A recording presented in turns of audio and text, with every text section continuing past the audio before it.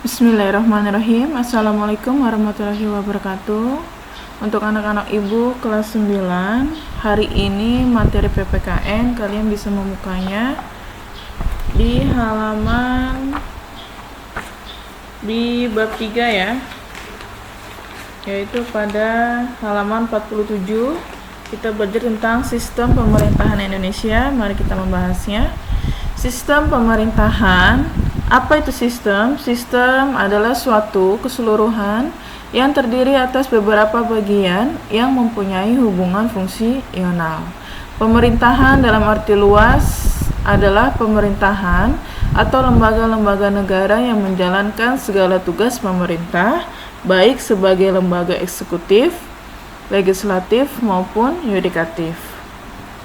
Selanjutnya ada pengelompokan sistem pemerintahan. Ada sistem pemerintahan presidensial, ada sistem pemerintahan parlementer, dan ada sistem pemerintahan campuran. Apa yang dimaksud dengan sistem pemerintahan presidensial? Mari kita jelaskan.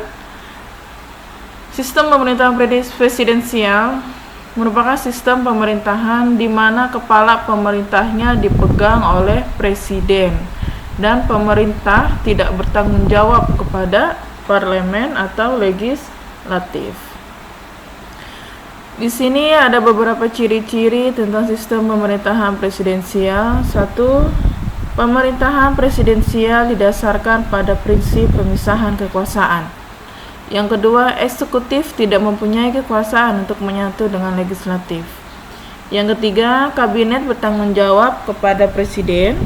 4. Eksekutif dipilih melalui pemilu. Menteri bertanggung jawab kepada presiden, karena presiden berkedudukan sebagai kepala negara sekaligus kepala pemerintahan.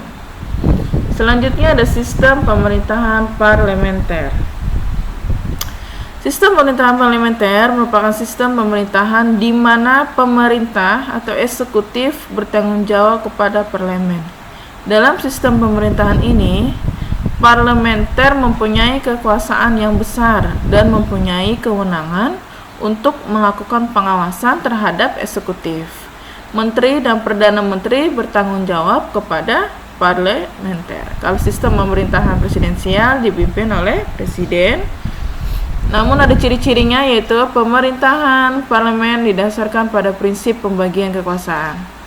Adanya tanggung jawab yang saling menguntungkan antara legislatif dengan eksekutif dan antara presiden dan kabinetnya. Lalu eksekutif dipilih oleh kepala pemerintah dengan persetujuan legislatif.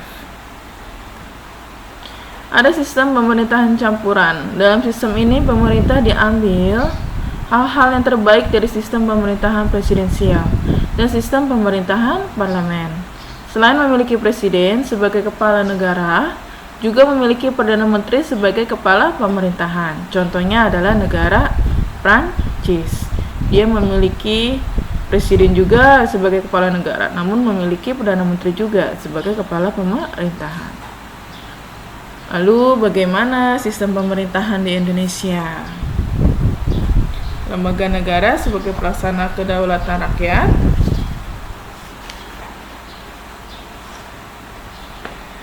Ini adalah struktur ketatanegaraan RI sebelum perubahan Undang-Undang 1945.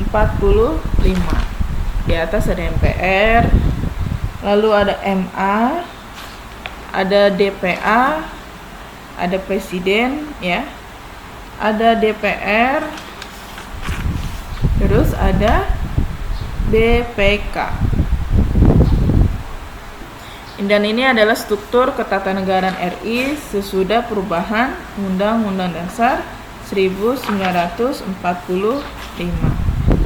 Di sini ada KPU, ada BPK, ada Bank Sentral, ada Presiden, ada DPR, MPR, DPD, MA, MK, dan KY. DPR dan MPR serta DPD. DPR, anggota DPR merupakan lembaga perwakilan partai politik. Anggota DPR RI dipilih melalui pemilu Pesertanya partai politik lalu gabungan parpol. Terdiri dari 3-4 orang per daerah pemilihan yang tersebar di 69 daerah pemilihan. Jumlah anggota DPR RI yang di dalam pemilu 2004 sebanyak 550-an. Lalu MPR, lalu ada DPD. Anggota DPD merupakan lembaga perwakilan daerah. Anggota DPD dipilih melalui pemilu, terdiri dari 4 orang per provinsi yang sekaligus sebagai daerah pemilihan. Pemilu 2004 jumlah anggota yang dipilih adalah 178 orang dari 32 provinsi. Keterwakilan Sulawesi Barat masih menginduk pada provinsi asalnya. Kalian bisa membukanya di halaman di sini ada yang namanya di halaman 70, yaitu sistem pemerintahan negara Indonesia. Ada presidensial, parlemen. Kalian bisa membacanya. Sekian pembelajaran dari Ibu hari ini tentang sistem pemerintahan Indonesia, macam-macamnya dan ciri-cirinya. Semoga kalian menyimak dan belajar di rumah. Assalamualaikum warahmatullahi wabarakatuh.